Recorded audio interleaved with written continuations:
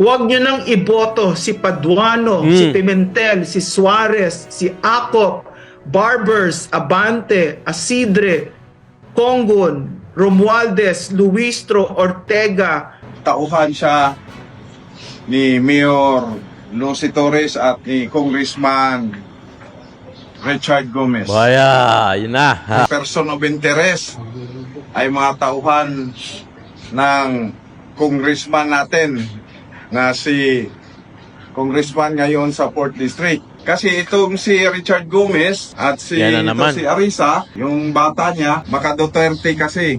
Oh. Tao talaga yan ni Presidente Duterte. No?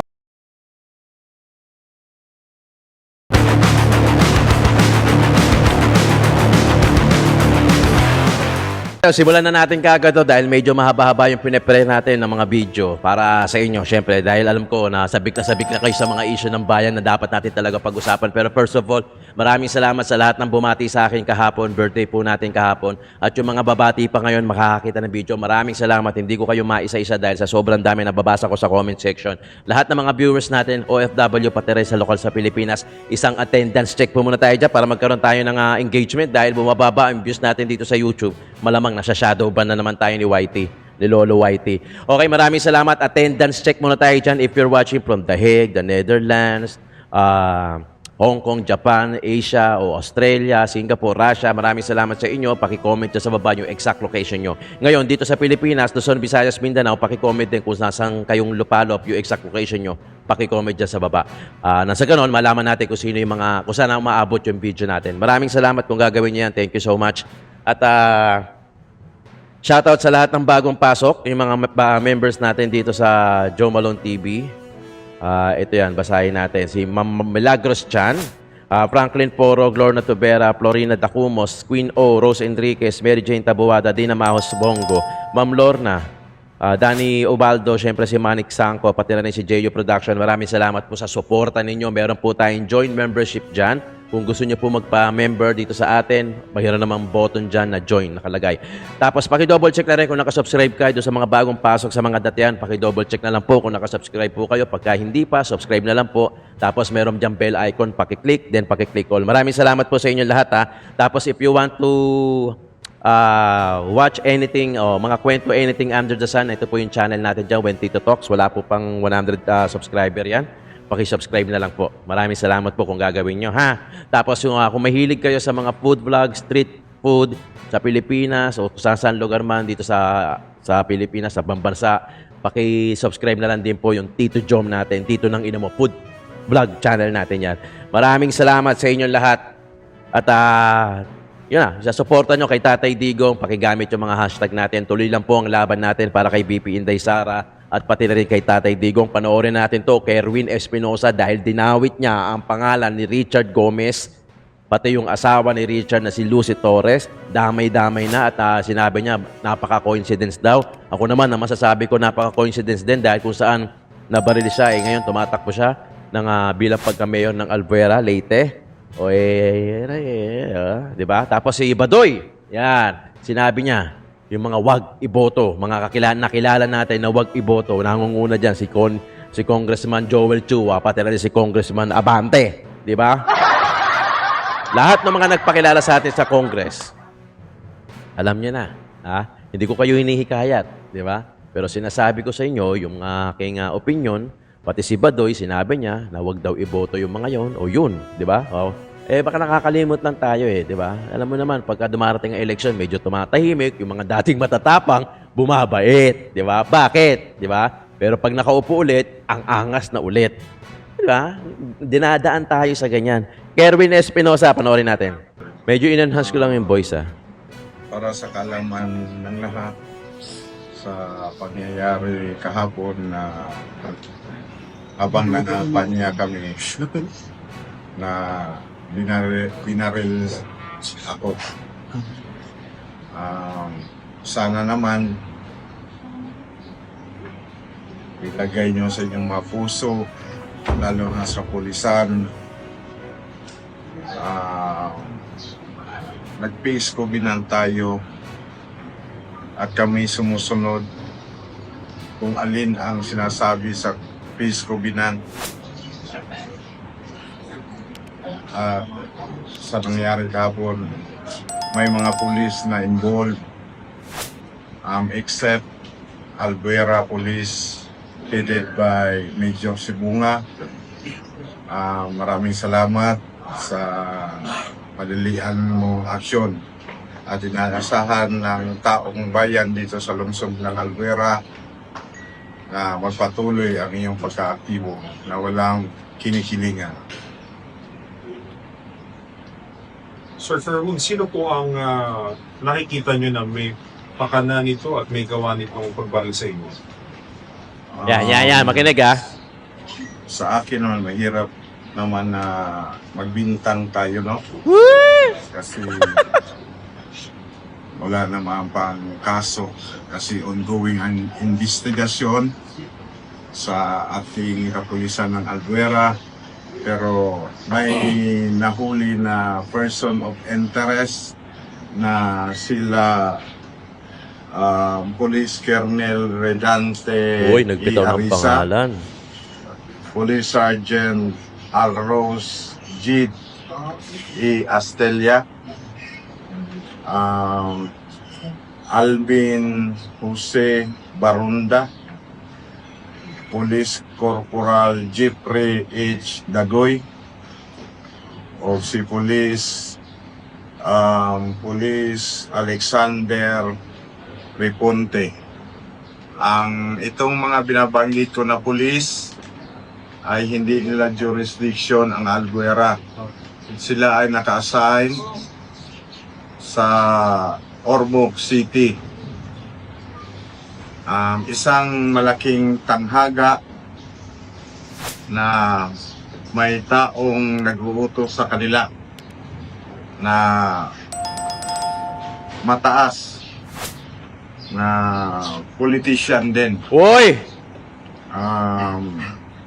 Ang ano ko ay sana mabigyan to ng pansin ni Mayor Lucy kasi siya ngayon ang alkalde ng Ormoc City, kung bakit napunta yung mga pulis mo sa aming lugar sa Albuera, lalong-lalo ka na Congressman Richard Gomez. Sana mabigyan mo to ng pansin na parang hindi tama. Wala akong binibintangan kung sino. Hayaan natin ang ating pulisya na mag-imbestiga sa nangyaring krimen. Sir, when you say you have a covenant signing before the campaign period, anong tingin mo dito? Political or personal? Political. Klarong-klaro na political ito. Kasi Grabe. dito, ang tumakbo na mayor din sa Albuera ay bilas ni Richard Gomez at ni Lucy Torres. Congressman Richard Gomez, ang congressman at ang mayor ng Ormoc, si Lucy Torres, ano niya yan? Parang ang kapatid ni Bilas. Lucy Torres, asawa, ang kapatid ni Lucy Torres na si Karen Torres, asawa niya si Vince Rama, na yun din ang tumatakbo dito na mayor. Yun ang kalaban niya. Kasi na-mention yung kanina yung mga police. Oh. Ano po yung participation nila dito sa incident if ever meron po? Sila ang nadatnan ng ating mga pulis dito sa Albuera. Lalim na ito. At doon sila kung saan galing ang putok. Sa bahay ni Pipo na Assistant Director ng DPWH, Engineer, District Engineer na si Pipo, at Pipo, ano yun? Sino yun? Soko. At si Pipo Soko naman ang may-ari ang mga pulis na ito. At si Pipo noong last election 2022, siya ang bagman ni Richard Gomez. At si Pipo may bahay din doon sa may bandang bundok. Noong last week, pinatay din yung asawa ng aking pinsan. May napatay doon. Pero hindi ko sinabi na siya ang pumatay. Nakakapagtaka ang mga nangyaring krimen dito sa lungsod ng Albuera ay lagi siyang present. At Lalim na ito. tauhan siya ni Mayor Lucy Torres at ni Congressman Richard Gomez. Baya, yun na. Yung gunman, saan po ba yun nagtago? Ano bang ginamit na baril? Ano hinala niyo? Sa aking pagkakaalam, ang ginamit ay Bushmaster Armalite 5.56. Ang ginamit na bala, double action. Bakit nasabi ko na double action ang ginamit na bala? Kasi po, nung dumapo dito sa aking dibdib, pumutok pa. Double action ang Pumutok tawag pa. doon. Kaya nagtagusan yung mga sharpnail. Kaya po natamaan si Natamaan ang aking kapatid na tumatakbo ding Vice Mayor ng lungsod ng Albuera. Ang magkapatid pala kayo. Ang anak ng aking konsihal na si Roberto Colasito o Baga. Sir, Sir. Anong reaction niyo sa nagsasabing scripted daw ang mga pangyayari? Ayan. Sino namang mag-scripted na dito sa dibdib ko ang tama at double action pa ang bala. Nakita nyo naman na malaking butas ang aking braso. Ba't naman scripted na ang mga person of interest ay mga tauhan ng congressman natin na si congressman ngayon sa 4th District na si Richard Gomez. Yan si Arisa, yan ang city director ng Ormoc City, PNP. So under of command ni Mayor Lucy Torres at ni Richard Gomez. Patay, ilang beses yan ha? Ilang Pero beses wala yan. akong tinutukoy na salarin. Kayo na ang humusga. Kasi nga sa ngayon, patuloy ang investigasyon ng ating kapulisan. Sir, may alam na ba kayo po bakit nandun sila sa bahay? Yun nga ang malaking katanungan. Kasi yung area of responsibility nila ay Ormoc City. Parang selection na pinadala talaga dito. No? Pinadala talaga dito para gumawa. Hindi ko sinabi na sila ang gumawa, pero nakapagtataka. Pagkatapos ng putok, natuntun saan galing ang putok at nandoon sila sa bahay ni Assistant District Engineer na si Pipo Soko. Ang ano kasi, yung barangay Tinagan, interior yon. What a coincidence na nandoon talaga sila. At sa nabalita ko, sila ang mga sa panahon ni Duterte, sila ang mga liquidator. Si Arisa ba, sir? Si Colonel Arisa, nandun talaga sa Oo, doon talaga sa bahay. Nahuli. Doon talaga. Kinuha na lang siya ng mga kapulisan. Kasi yung mga supporters natin, pinalibutan na yung bahay. At yung sasakyan niya, dalawa, Montero na, if I'm not wrong, black, at Innova na white. Tapos yung Montero, tinakpan, pero hindi maayos na pagtatakip yung sa driver side. At ang masakla pa, nilagyan pa ng tarpaulin ko. Oh, para hindi mapansin na ibang sasakyan. Oh. Sir, Plano talaga. sir, anong plano po ninyo dito sa mga na-mention po ninyo ng mga pulis? Siguro ang abogado ko at yung sarili kong desisyon bilang isang biktima para matuto sila, kasi yung mga ibang tao na biktima hindi lang nag-file ng kaso, pero ako kahit saan mapunta, filean ko sila ng kaso. Sir, nabanggit mo yung kinalaman nila sa drug war. Ano ba yung nalalaman mong ginagawa nila ng drug war? Itong mga tao na to. Yan. Yung hinuhuli tapos hindi makita ng ilang araw, pagdating ng panahon makita na bulakta na.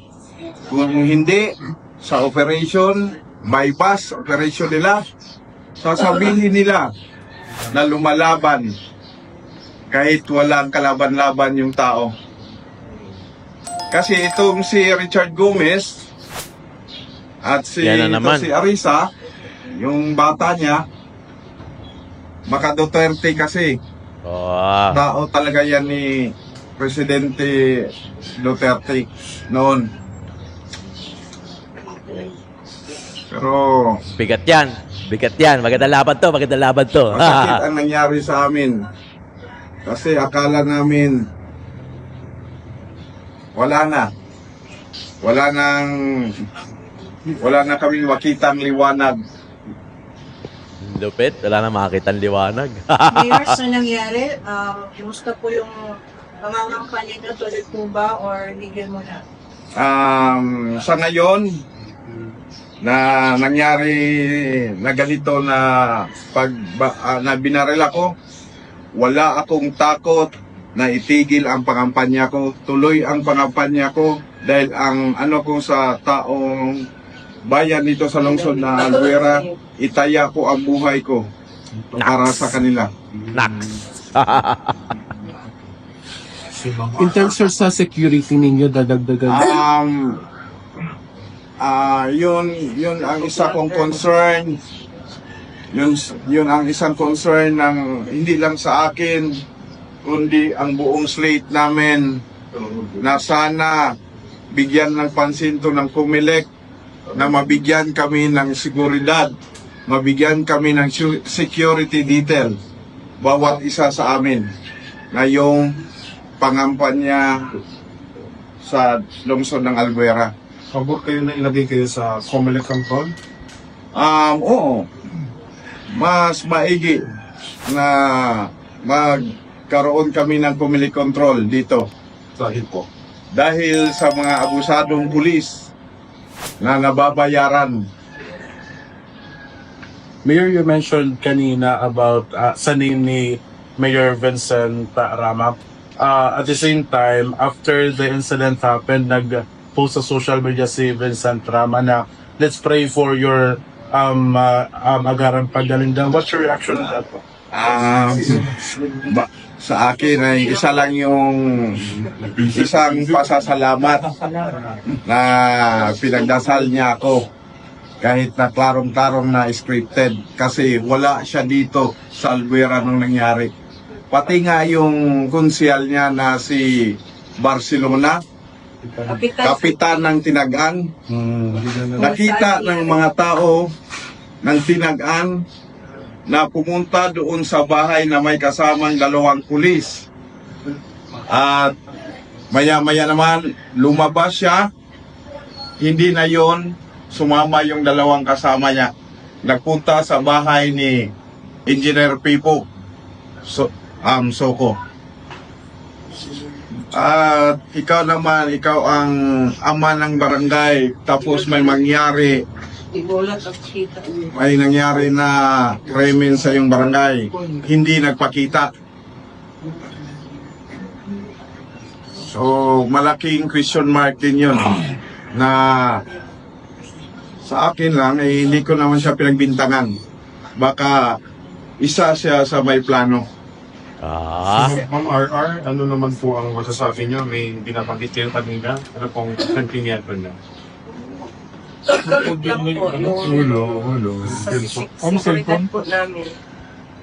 Kasi sa nangyari parang hindi na rin na walang kalaban-laban tapos parang ano lahat yung nangyari sa daddy ko. Nung narinig ko yung kuto. Yun lang hinihingi ko sa may security kami. Kasi natatak sa mga ganong kasi ano pa kami sa kay daddy. Yung nangyari kay daddy. Akala ko, yung naging nangyayari kay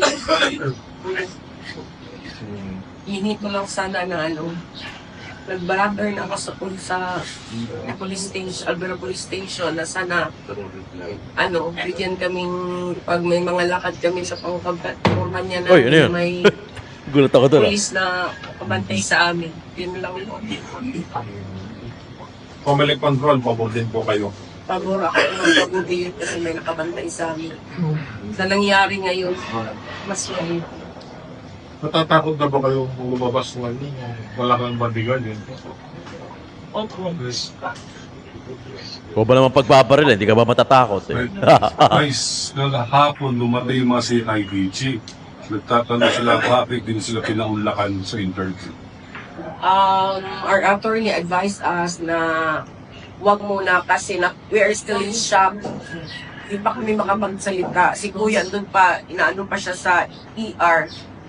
Tapos tumawag si lawyer namin na wag muna kasi hindi man ako mapagsalita kahapon. Shock pa po. Pero may mga pulis ba dumating sa part ng Ormoc City nung nandun na si Mayor Sa Kevin? hospital? Oo. Wala. Ano po yung mga pulis na dumating? Ang masaklap pa sa nangyari, di ba? Insidente. Yung mga sasakyan ko, nauna ako doon sa ospital. Yung mga sasakyan na aming sasakyan, hindi na pinapasok doon sa Ormoc. Yung mga private na minasasakyan. Hindi talaga pinapasok ng border ng Ormoc. Kaya, kayo na lang humusga kung anong klaseng plano to. Sir, ano yung panawagan ninyo? Still ongoing pa naman yung investigation. Ano yung panawagan niyo sa kapulisan in terms sa investigation na ginagawa nila? Sana walang mangyaring whitewash kasi malaki ang aming tiwala lalo na ngayon sa presidente natin Ay? na si Bongbong Marcos na lahat ng mga insidente dinadaan sa due process. Ay, due process! Yun lang po. Sir, gabi we've learned na pumunta dito yung regional director ng PNP at yung PNP provincial director din ng Leyte. Nagkausap po ba kayo kagabi? Hindi kami nakausap at hindi rin sila pumunta doon sa ospital para mag-interrogate tungkol sa pangyayari. Mas sinecure nila ang mga person of interest. At dito lang yari sa Albuera, nagtaka ako bakit dinala pa nila sa malayong sa region. Meron naman tayong police station dito. Ibig sabihin nun, sir, yung mga pulis na nakuha dun sa area, dinala nila sa region. So, sa pagkakaalam natin, jurisdiction ng Albuera. Dapat, kung ako, sa pagkakaalam ko, siguro, dadalhin sa police station ng Albuera. Kaya, sa ngayon pa lang, hindi mawala sa isip ko na may whitewash naman itong mangyayari sa mga pulis na ito. Sa mga person of interest. Anong panawagan nyo sa Pangulo sa pangamba nyo na yan? Mahal na Pangulo, sana lingin nyo kami na paimbestigahan talaga itong mga pulis na to at ang pangyayari na pamamaril sa akin dito sa lungsod ng Albuera. Lalo na kay Speaker of the House, Martin Romualdez. Yan na, nanawagan na. Inasahan namin, sir, na patas ang iyong pang-gobyerno. Sana walang whitewash na mangyari. Sir Kerwin, may nabanggit ka kanina na yung mga pulis may kinalaman dun sa war on drugs. Handa mo bang testify yan sa ICC kung sakasakali? Sa ngayon, sa nangyari sa akin, handang-handa ako. Kahit na anong mangyari. Lalo na para mabigyan ng hustisya ang aking ama na pinatay sa loob ng selda na walang kalaban-laban. Sir, nung marinig mo yung pag-aresto kay former President Duterte, ano po yung naging reaction po din? Normal lang at naawa ako sa kanya dahil matanda na siya. Pero may batas tayo na dapat harapin ang mga sinasampa na kaso sa kanya. Sir, kumusta naman po yung bata na Sa ngayon yung bata, yung isang natamaan, ang makasagot niyan Kumusta po, sir? yung father niya. Stop na natin dyan. Yun ang balita dyan kay Kerwin doon sa pamamaril sa kanya. Di ba? Bilang beses niyang binanggit si Richard Gomez, si Lucy Torres, at nabanggit din niya na handang tumistigo siya para doon sa kaso sa ICC ni Tatay Digong. Magandang ano yan. Napakaano lang din, biglang umingay tuloy, no? Kailan ko lang nalaman na ito palang si Kerwin Espinosa, tumatakbo sa Albuera, Leyte bilang pagka-mayor, huling post, tapos biglang ganito. Sasabi nga sa kanya na medyo may nagbabanggit nga na parang scripted. Hindi natin alam kung ano yung scripted, yung sa pamamaril o ano man. Diba? Pero kayo na tatanungin ko dyan, mga taga Leyte, ano sa tingin ninyo? Tumatakbo to bilang mayor ng Albuera. Malaki din naman ang Leyte, di ba? Tumatakbo yan. Ang pangunahing plataforma niya na yung mga user ng drugs, i-rehab. Tapos naman, yung mga pusher, ikulong. Di ba? Pero siya, parang kasing nalilabel siya na drug lord din Di ba? Ayon sa mga balita ng mga mainstream media. Ano ba sa tingin ninyo? Kayo na tatanungin ko dyan. Siyempre, kayo mga taga Leyte, di ba? Ilang beses niya nabanggit si Congressman si Richard Gomez, sinabit niya si Lucy Torres, Duterte, si Rodrigo, si Tatay Digong, nabanggit din niya yung pangalan, 'di ba? Alamin natin yung reaction ni Richard Gomez sa mga kahapon lang kasi yun alamin natin, baka magbibigay din ng statement niya si Richard Gomez o baka pagugulungin na lang sa batas natin. Sa hearing nila. Ito, panoorin natin si Badoy. Huwag nyo nang iboto yan, mga yan. Uulitin ko ulit yung mga pangalan, ha? Huwag nyo nang iboto si Paduano, si Pimentel, si Suarez, si Acop, Barbers, Abante, Asidre, Congon, Romualdez, Luistro, Ortega, yung sa One Rider, si Libanan, si Marcos. Naku, nakalimutan ko pa si Chua. Huwag nyo iboto yung mga yan. And all the others na nakita natin, no? Si Stella Kimbo, pinakita na nila sa atin kung sino sila. Alam mo, nag-iikot-ikot ako, no? Nakikita ko yung ibang bansa.